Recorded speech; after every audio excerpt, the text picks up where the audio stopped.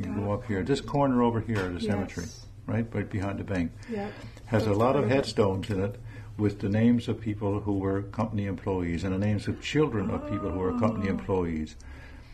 And people say that was the where they buried their own because they didn't want to bury him where the other people were being buried. Yeah.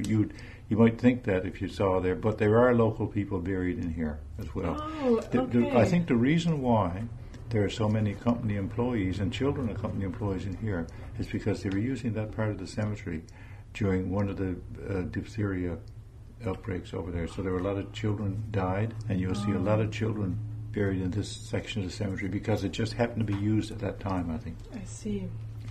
But up here, where Whedon, who was the key man, the superintendent, and Bailey are buried back up here. I mean, there are all kinds of local people around here. Okay.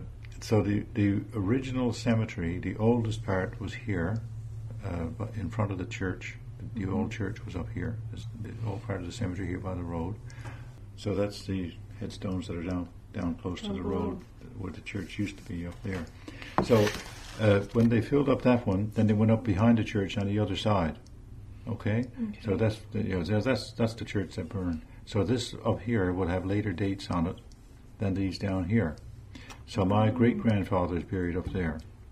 And then in the around 1900, they ran out of space there, and that's when they bought the land in on Carbonear Rd. And out there, a lot of the oldest ones are right up at the back of the cemetery. So they started burying them at the back and moved towards the front, in a sense.